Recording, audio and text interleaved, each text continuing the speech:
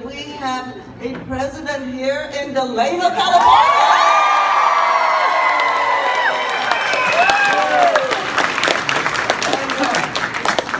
President Clinton, you know, this is a very, very historic place, Delano, California, because this was the birthplace of the Farmers Union.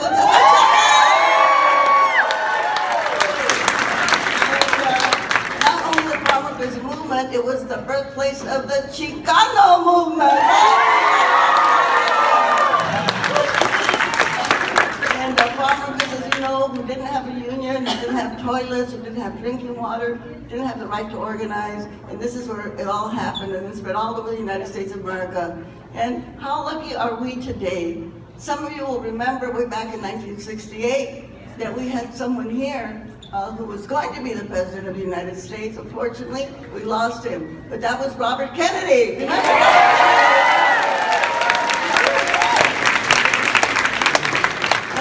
you know, we lost somebody great then, but you know, we have been very, very fortunate to have other people in the presidency that have also been great. And now we have, of course, like the person standing behind me, Bill Clinton.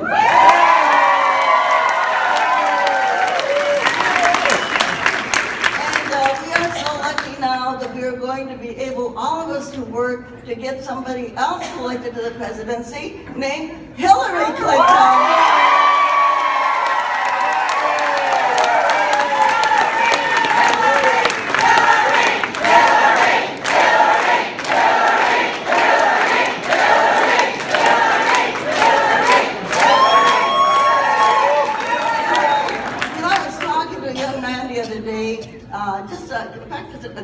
Last night actually, and he said to me, you know, I remember when Bill Clinton was the President of the United States, he said, because I had a job. Yeah. I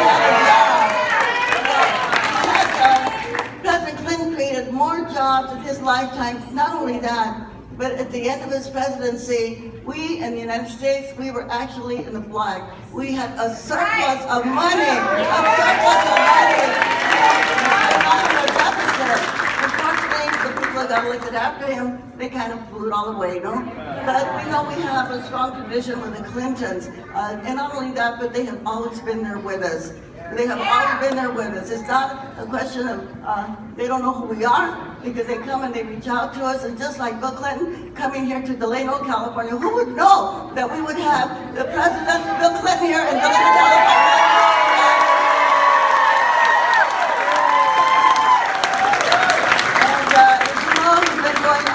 State of California, and now he's here with us today. And so I don't want to take him a lot more time, because you all know how great he has been, and he's got a great, big, really strong message for all of us. But you know what?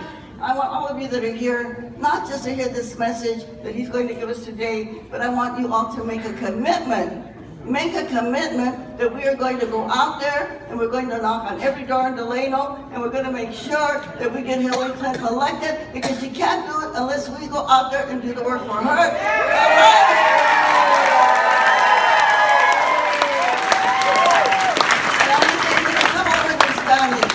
Tenemos mucha fortuna que tenemos aquí el presidente con nosotros, ¿no? La primera vez que ha venido para acá, para el Delano, donde antes tuvimos otra persona que corrió, pero perdió la presidencia porque los asesinaron, Roberto Kennedy. Y de aquí nosotros sabemos que empezó el movimiento de los campesinos, el movimiento de nuestros latinos por todos Estados Unidos. Pero nomás le quiero decir, él está haciendo campaña por todos los lados para Hillary Clinton, pero les pido por favor que se comprometan, que vamos a salir todos a nuestras casas, a tocar las puertas, a hacer las llamadas de teléfono, porque sabemos que tenemos que elegir a Hillary, porque no queremos que gane el trompudo.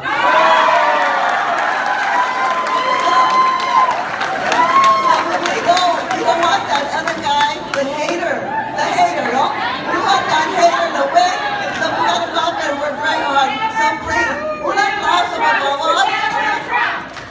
Un aplauso, por favor. Y voy a decir una viva muy grande. I want to say a big old viva for Bill Clinton, and I want you all to say a big old viva after me. Que viva President Bill Clinton!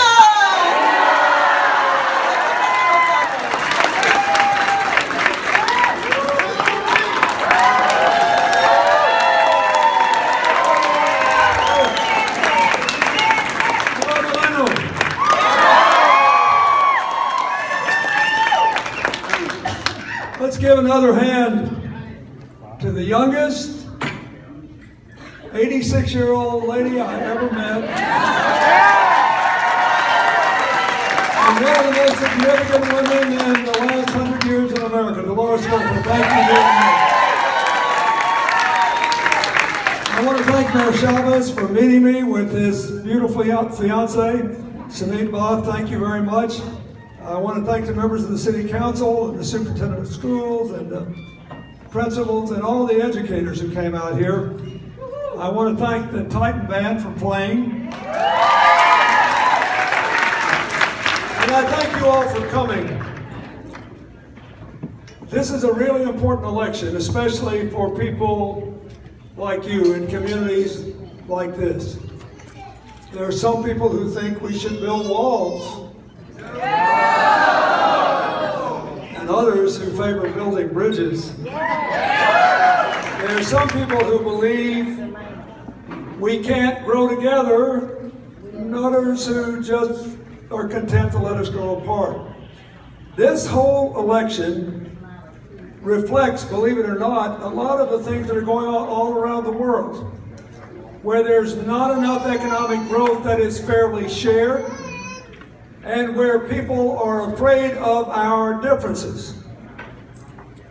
Hillary believes that we should grow together, work together, and live together. And that the only thing that will ever work is if we maximize what's great about this country and reduce our problems. We know what our problems are. There's too much inequality. Too much of the economic gains have gone to people at the top. Since the great crash 8 years ago, 80% of the gains, 80% of the people have received no pay raise after inflation. So all the gains have gone to the top 20% and most to the top 1%. We also have very slow growth. And the two things are related because 2/3 of our economy is tied to consumption, and if people have no money to consume with, it's going to slow the economy down. That's a big problem. We also know that our growth is hurt, and I'll say more about this in a moment, by all the troubles around us. Look at all these children coming from Central America to the United States. They deserve our protection and our care, but they also deserve an America that will help their economies to grow in Guatemala, in Honduras, in Salvador, in Nicaragua, so they can be safe at home and have a decent life there. And the United Farm Workers is working for that, a shared future. It's very important. But look at our assets. We have the youngest, most diverse workforce of any big economy in the world. That's why we're first. Second, President Obama's done a much better job than he gets credit for in this economy. Because for all of our problems, we're growing faster than any other big country in the world. We've gotten all the jobs back we lost in the great crash. We just have to get the incomes back. And we need even more jobs and more people in the workforce because our country's bigger now. There are more people living here. But youth and diversity are huge assets. Contrary to the wall builders, they're not problems, they're assets. We need to embrace them. We have the best system of higher education and job training in the world. We just need to make college affordable for everyone. Job skill training available for people who can get great jobs without affording a degree if they're just trained for the jobs that are there. And we need to help people pay off the debts they've already incurred. We have the best high-tech system in the world. We've got the best science and technology base in the world. We rank first in the world or second in every major survey in our ability to generate electricity from the sun, the wind, and other resources, which means we can lead the world away from climate change and make money and create jobs and create futures for people. And look around. I know we're having a drought, but our farmland is a precious asset. And as the world grows more populous, only Brazil and Argentina on the face of the earth have more good topsoil deeper than the United States. So, obviously what we should be doing is reducing our problems and increasing our promise. To do it, we have to grow together, live together, work together. I think there are 3 reasons Hillary should be nominated on June the 7th and elected president in November. It's very straightforward. I know this has been a very emotional election. A lot of people said a lot of mean things. And they still are, some of them. But you have to understand that these problems of people feeling that life is closing in on them, of not being able to see a future where their kids can do better than they do, where they can live their dreams, where they can change their own fortunes. This is a global issue. Look at all the troubles in Europe with the biggest refugees since World War II. Look at our friends in Brazil, the biggest country in South America. A total basket case now for a while. They're going to get out of it. They're great people and they have enormous resources, but they're having a tough time. Even in Great Britain, which is now the most prosperous country, probably. Germany is wealthier because they're bigger, but the British are doing well and they're thinking about getting out of the European Union. Look at China. Their economy finally has slowed down, and so there's a lot of pressure to push their smaller neighbors around so people will forget that they're not doing very well. So Vietnam feels threatened. The Philippines feel threatened. We have a lot of Asian American and Pacific Islanders here. You want to grow together. And presumably you want to see the people in Asia cooperate and grow together so we can have a peaceful future. So, here's my pitch for Hillary. I think she got the best ideas to create more jobs, reduce inequality, and increase upward mobility. I think she is by far the best qualified person to deal with the 2 big threats to our future, which are the political gridlock in Washington and all these troubles around the world that could sink us when we ought to be pulling them out of the doldrums and away from their troubles. And thirdly, she is by far the best change maker, as opposed to talker. Left, you can vote for her. And she's the best I've ever known in 35 years. So I'd like to say why. First of all, if you want more jobs and higher incomes and rising mobility and declining inequality, we have to make some investments. We need to modernize our infrastructure. It's what you're trying to do here. You got to figure out how to grow food with less water. That requires investment. It can be done, but you have to invest. I think you're worth investing in. I think your future's worth investing in. Second, we have to invest in becoming the world's clean energy superpower. Yes. We can do that, and it will help everyone. California is leading the way because you have a 30% renewable energy standard, because you're a big state, and because the sun shines a lot. But every American can be part of this. Do you know that the second state after California in the number of installed solar panels is New Jersey? You know that in Germany, where the sun shines on average as much as it does in Alaska, a couple of weeks ago, they got 87% of all their electricity from the sun and the wind, and they used so much of it, the utility actually paid customers to turn their lights on so the system wasn't shut down. All I'm saying is, why aren't we doing this? And why aren't there wind farms in Indian country? The poorest parts of America, the Indian reservations without their own casinos, they can all be energy self-sufficient with the sun and the wind. They can earn money, they can diversify their economies, they can create a whole new future. We have to do this. The third thing we need to do is to invest in bringing manufacturing jobs back to America. Why? Why can we do this?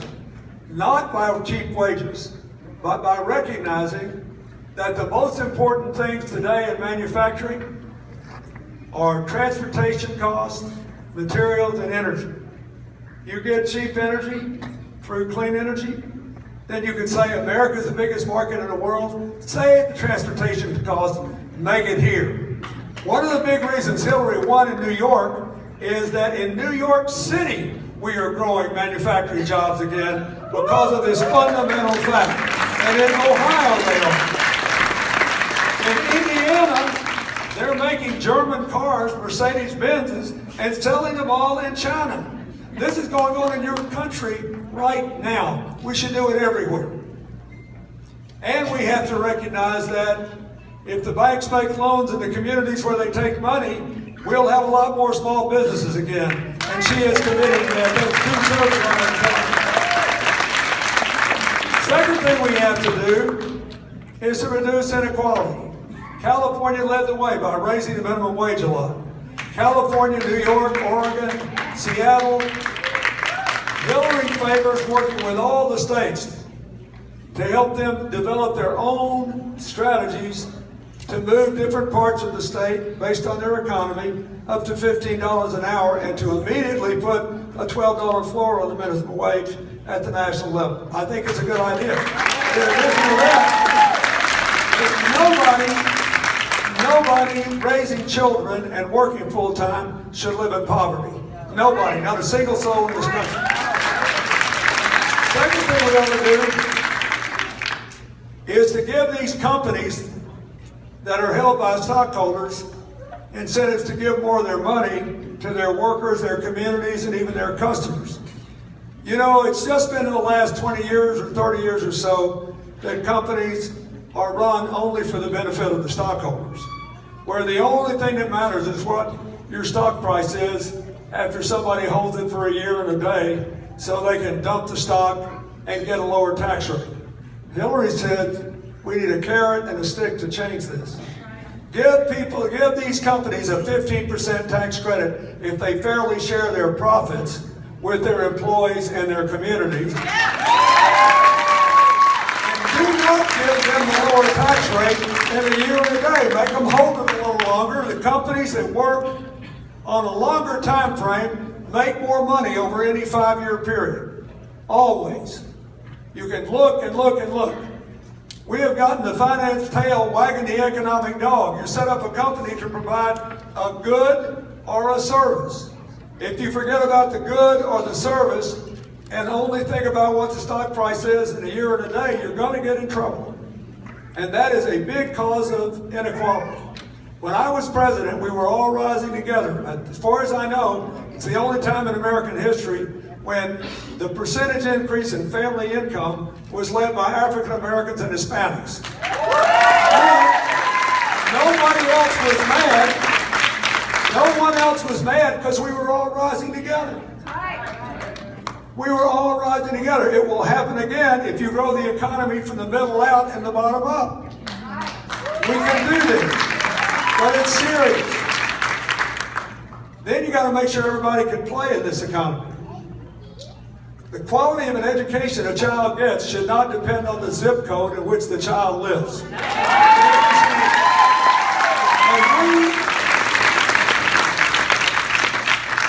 Both of us, Hillary and I, have spent 40 years working in or studying education. The federal government only gives 7 to 8% of all the cost of education to the schools. She believes too much emphasis has been placed on annual tests for 3rd through 8th graders and too little on what is producing today the best school systems in the world. We should spend the money we have to help teachers become better teachers, principals become better principals, and to make sure every school has a culture that fits the needs of the students in the school. If we do that, we can rise together. She believes that every child should be able to go to college and graduate totally debt-free. She believes that for young people who have debt already, and it's a huge problem in America, there should be 2 avenues to pay the debt off that aren't available. Well, first, I don't know if you know this, but the only debt in America you can't refinance is a college debt. You can refinance your home mortgage, you can't refinance college debt. She wants to change that. If you could refinance your college debt tomorrow, 25 million Americans would save an average of $2,000 just by refinancing.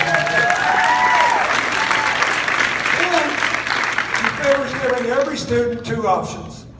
If you do 2 years in AmeriCorps and another year of any kind of public service, you're a nurse, a social worker, you work in a drug treatment facility, you're a firefighter, a police officer, whatever, any kind of public service, you get $23,500 in addition to your salary.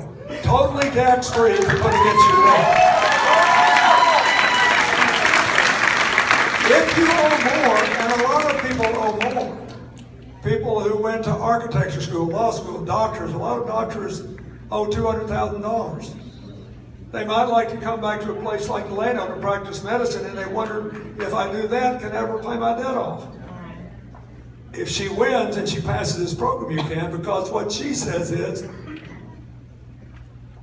an education is a lifetime asset. A home is a lifetime asset, so you can get a mortgage for 20 to 30 years. She favors letting everybody get a mortgage on their debt and pay it off never more than 10% of their after-tax income per month. And if you haven't paid it off after 20 years, the rest is forgiven. Now think what would happen if we did that. All the young people could move out of their parents' house.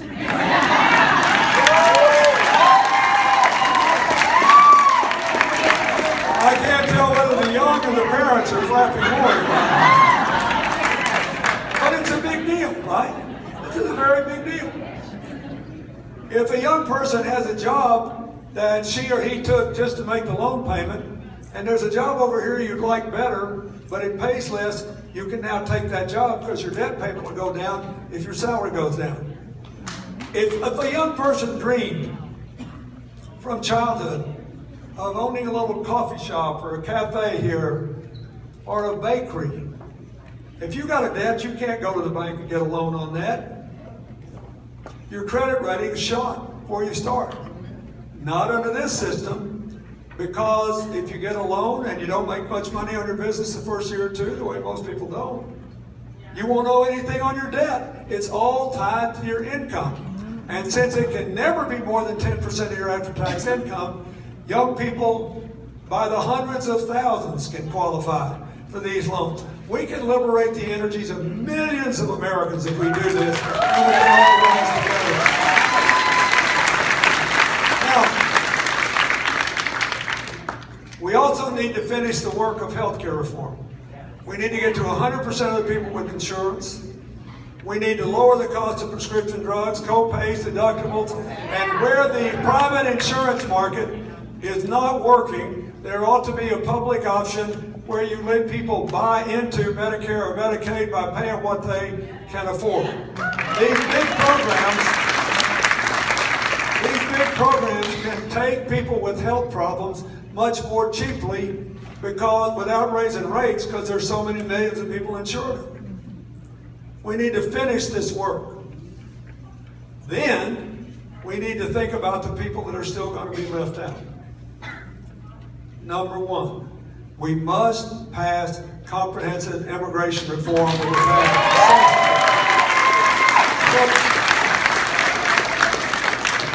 I live in a county in New York, Hillary and I do, with a pretty low unemployment rate and a very large immigrant population, mostly from the Dominican Republic and Ecuador. They work like crazy. They're a part of our communities. And all these people that are railing about the immigration problem, by and large, they have not lost jobs because of immigrants. Most of them live in areas that have been left out and left behind, and nobody's done anything for them, so they're vulnerable to believing that someone must be to blame. Well, someone is to blame. Their country should do more to invest in them and give them the investments they need. So the next big thing we have to do after immigration reform is to identify these areas. Coal country, Indian country. Small town in rural America that have the highest rate of drug and heroin addiction and prescription drug addiction in the country because nothing good is happening.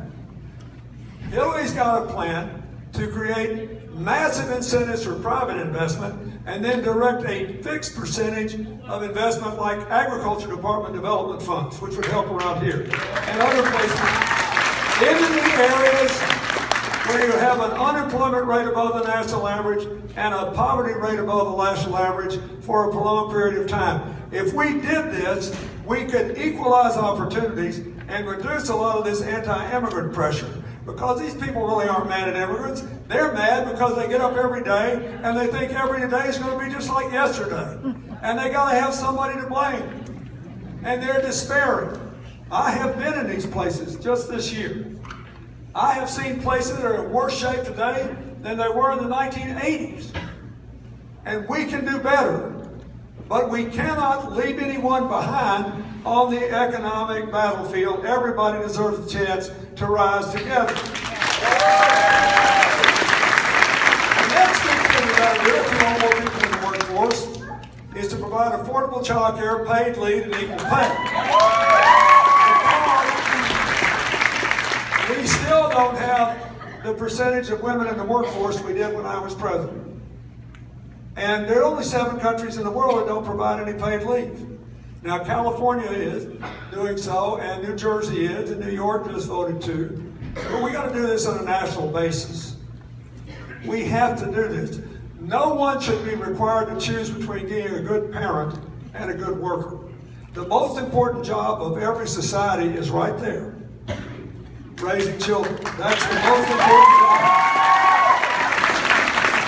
So if we make people choose, we have lost economically before we start.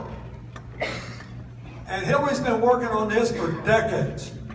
And finally, it seems that we may have the core of support we need to get these things passed. What else? Well, there's one more big population. There are too many young people in prison for nonviolent offenses for too long.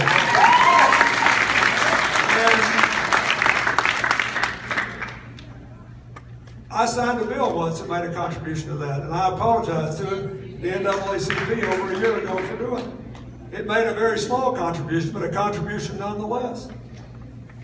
Look, if people commit violent offenses and need to be held behind bars so they don't hurt anybody else, that's one thing. But the vast majority of people in prison are there for nonviolent offenses, and they've been there too long.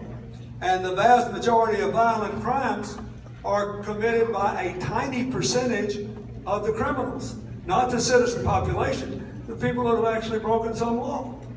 We need to let these other young people out with the education, training, job placement they need, and with a guarantee that no one can discriminate against them in a hiring interview because they were once in prison. So we can all rise together. Now, if we do these things, you'll see the growth rate pick up, you'll see inequality go down, you'll see mobility increase. And a lot of the social tensions and a lot of the hateful things that are being said today by people who are angry, who feel stepped on and ignored, those things will abate. But there are 2 big obstacles. One is we cannot afford the kind of political gridlock in Washington that President Obama has had to suffer through. And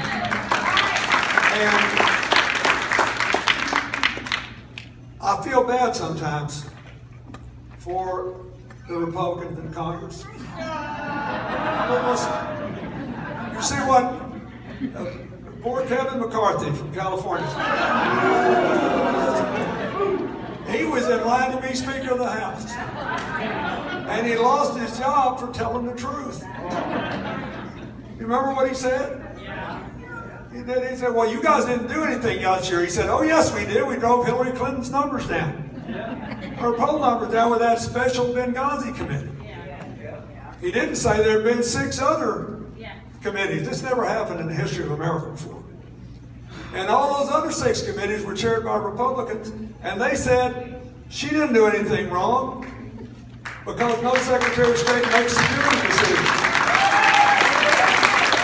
But She did promise to make it right and started to implement the recommendations made to improve the security of our people overseas.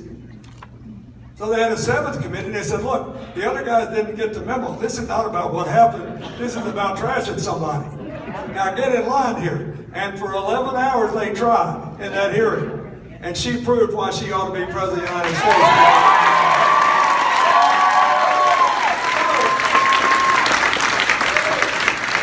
But you shouldn't worry about that, because she's got a record in office of getting things done with Republicans. When I was president and we got beat on health care, she went to work with Senator Kennedy and others, got the children's health insurance plan passed with overwhelming Republican support. There are 8.4 million kids insured today under Obamacare and the children's health insurance plan. She went to the head of the House of Representatives, who thought he was our strongest opponent. She said, I know you don't like us, but I know you adopted your children, and I honor you for it. And you need to understand, Congressman, that the foster care rolls in this country are exploding with children just like yours. And if we don't do something, they're going to age out of foster care with no place to live, no education, no training, no life. It's not worth it. You got to help us. It's wrong. And he said, well, what do you want to do? She said, you're a Republican. You love tax cuts. Let's give people a big tax credit if they adopt a non-infant child, because people are afraid to adopt kids after infancy. And a bigger one if the child has special needs, because they're afraid they'll go broke and fail as parents and in their responsibility to their own families. But you have to give us some money so we can give social supports to these kids. And then there's the ones that are going to age out anyway. You need to give them some way to live, and some way to get job training, and some way to go to school, and some way to go to work. But the time I left office, all I had to do was sign the bill. Once people heard that Hillary had worked with the head of the Republican Party in the House, it was easy. There was an 80% increase, 80, in the adoption of children out of foster care with the Republicans. When she became a senator in New York, was hit on 9/11. She worked for years with Republicans, starting with the White House, to get $20 billion to help people put their lives back together, including the first and second responders that breathed all that awful stuff you saw in the air. And she knew would get cancers and various respiratory problems, and she stayed with them all the way. She got support from Republicans to help small manufacturers and family farmers.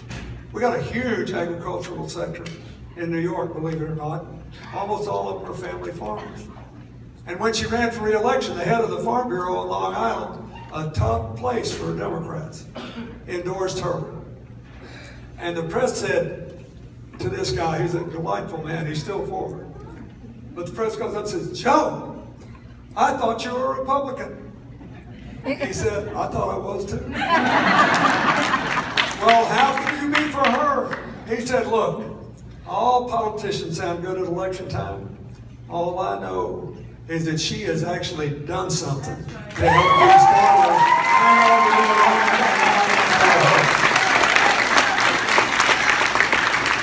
And when she became Secretary of State and we were worried about Iran getting a nuclear weapon, she got those sanctions on and got China and Russia to go along. And the Republicans like that. Even the ones that don't like the Iran nuclear deal. I do, by the way, and I think you should too, because it'd be bad for you, bad for Israel, bad for the Middle East if Iran got a nuclear weapon, because there's at least 4 other countries over there that could afford to buy one themselves, and God help us all if you have 5 more nuclear powers in the Middle East. She did that. It never would have happened if it hadn't been for the sanctions. When there was a shooting war between Israel and Hamas in Gaza, she flew to Egypt and got the Muslim Brotherhood president to work with her to end the shooting. Republicans like that pretty well. She got, with her team, the only agreement that survives our attempt to get along with Mr. Putin and Russia. It's important to the children in this audience. It's called the New START Treaty. It reduces the chances of accidental or intentional nuclear war. To get passed, it required 67 votes in the U.S. Senate, and she got those votes. That's a lot of Republicans. These things are important. And a lot of them supported her when she tried to help women and children all around the world to have a better future. Triple the number of children whose lives we saved, and adults too, who had AIDS in Africa. They liked us a lot better when she left office than when we showed up, because they thought America cared about people. And one of the things she did that I'm proudest of is when President Obama asked her to become Secretary of State, she said, okay, I want you to do something for me. He said, what? See, they have an interesting relationship. Good. Funny.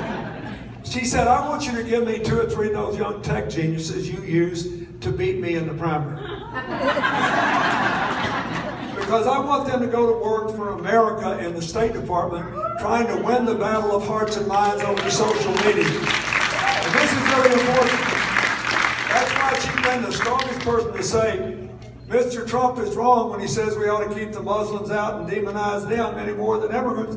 We need moderate, freedom-loving, terror-hating Muslims to help us win the battle over social media. America's not looking for everybody, but to embrace our common values. She'd always get something good out of it. The other thing that could derail us is all this trouble around the world. Our economic growth dropped in the last 3 months because there's no economic growth anywhere else. She is by far the best qualified person to keep us safe and give us the space to grow. And everybody in the world is going to be pulling for us to grow, because they think if we grow, we'll help pull them out of the doldrums and pull away from all this divisive politics that's tearing up people all over the world. But you got to have the right person to do it. And one of the things that, the third reason you ought to be for her, she's the best change maker I've ever known. I mean, I've been somewhere between furious and amused in this primary when everybody that endorses her is automatically dubbed a member of the establishment, and she's the establishment. Now look, the 2 candidates you can vote for in the primary, when they were both in the Senate, voted together 93% of the time.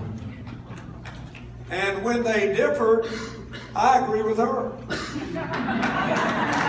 Most importantly, voting twice for immigration reform when the farm workers were begging for it. She said yes, he said no. But the interesting thing is, more than 90% of the members of Congress who served with both of them endorsed her. Does that prove they're members of the establishment? No. One of them was a senator from Arkansas who was defeated last election. And he knew he was going to get beat because our state's become very Republican, and he voted for the health care law anyway. And he got up and said, he's a wonderful man. He said, you know, God, I love being a senator. I wish I could have done it for years. But when I was a child, I had cancer on the back of my leg. I could easily have died. I survived because my father had a good health insurance policy. And I could not stay in the Senate and look at myself in the mirror and said I saved my job by denying poor children the same right to health insurance. Now, it doesn't sound like the establishment to me. And he spoke for the farm workers and the other unions, for the teachers groups, for the League of Conservation Voters, for Planned Parenthood, for the Human Rights Campaign, for all these groups that have come out for when he said, here's my speech. I know both candidates, and I really like them both. I wish they weren't so mad all the time in this county. And I served with them both. But if you want something done, you should elect Hillary, the President of the United States.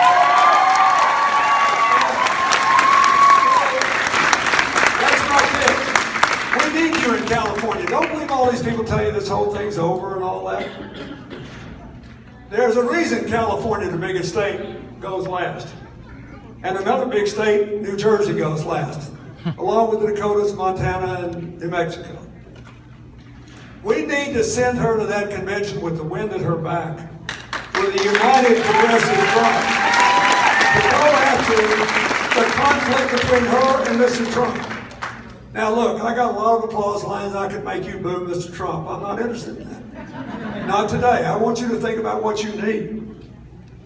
And I want you to think he may be a ruder version of what's going on around the world, but everywhere in the world, people are thinking, who am I? Who are you? Are we going to expand the definition of us and shrink the definition of them? That's what works for America. Are we just going to put walls up and hunker down? Are we going to grow this economy and put every American on an escalator to a brighter future?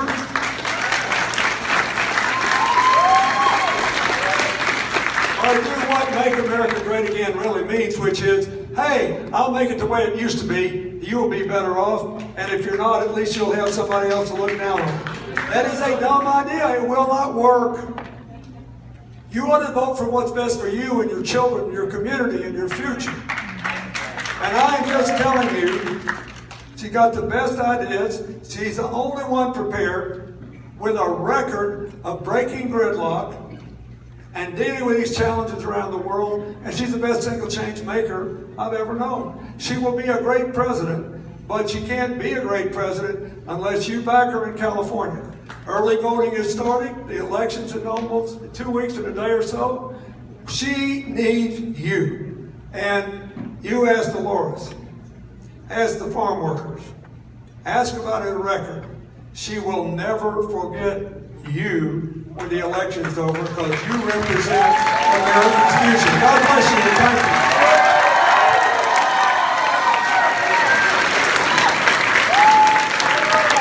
Now, Emilio,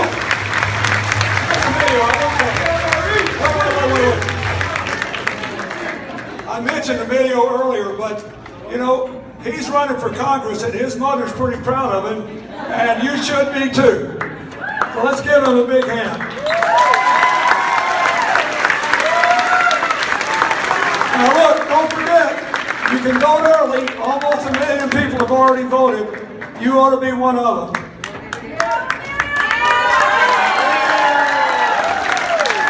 President, thank you for being here in Delano. Delano is one of the proudest cities in the Valley to honor you. We hope that we will be able to deliver the 21st Congressional District for you and for Hillary and for working families throughout the Central Valley. That's what it's about. Arturo Rodriguez, the President of the USW, is here. So folks, you know I'm running for Congress. I'm running against Donald Trump and the GOP and David Valadao, our representative that supports Donald Trump. This election is about us. This election is about working families.